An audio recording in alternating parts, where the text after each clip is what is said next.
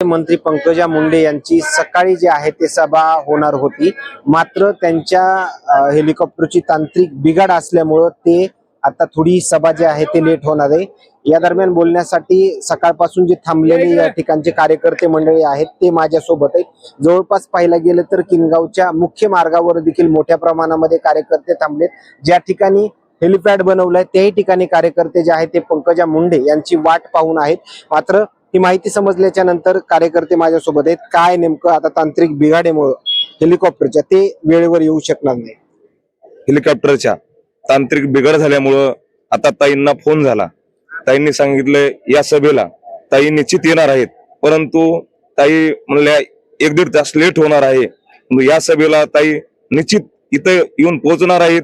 हेलिकॉप्टरनं किंवा बाय रोडनं ताई येऊ शकतील, परंतु या सभेला ताई या ठिकाणी निश्चित येणार आहेत। सर्व कार्यकर्ते या ठिकाणी जमलेले आहेत। सर्व आजूबाजूच्या तिन्ही मतदारसंघातून सर्व या ठिकाणी कार्यकर्ते, मतदार आणि मातामावल्या या ठिकाणी जमलेले आहेत। बहुसंख्येने या ठिकाणी उपस्थित राहणार। ही जी सभा आहे ही 3 जिल्ह्याच्या बाउंड्रीवरची सभा आहे।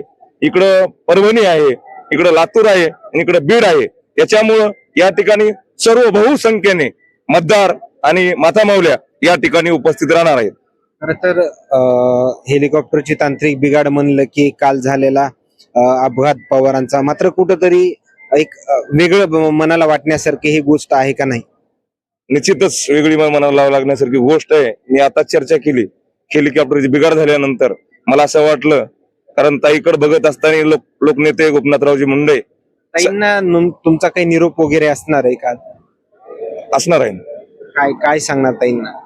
ताईंना आम्ही मुंडे साहेबांमध्येच आम्ही ताई बघतो, कारण ताईंना असा निरोप आहे जवळजवळ आपण ताईंनी बाय रोड बाय कारनीच, कारण आताच माननीय उपमुख्यमंत्री अजितदादा पवार यांचा मोठा अपघात झाला, त्यामुळं आम्हाला निश्चित वाटते ताईंनी विमानाचा हेलिकॉप्टरचा प्रवास कमी करून बाय रोडचा प्रवास करावा अशी ताईंना माझी कळकळीची विनंती आहे। ओके, धन्यवाद। या ठिकाणी पाहायला गेलं तर किनगाव मध्ये पंकजा मुंडेंची सभा होणार आहे, मात्र त्या अगोदरच पाहायला गेलं तर ही हेलिकॉप्टर मध्ये बिघाड झाल्याची बातमी ज्यावेळी समजली त्यानंतर या कार्यकर्त्यांच्या आलेल्या प्रतिक्रिया मात्र काय सांगून जातात हे नक्की समजलं असेल। मात्र ही सभा कधी होईल, किती वेळ लागेल हे पाहणं तेवढंच महत्वाचं ठरणार। मात्र कार्यकर्त्याकडून पंकजा मुंडेंनी बाय रोड आलं तरी चालेल, किती जरी वेळ लागला तरी आम्ही या ठिकाणी थांबायला तयार आहेत, अशा प्रतिक्रिया देखील येताना पाहायला मिळतात।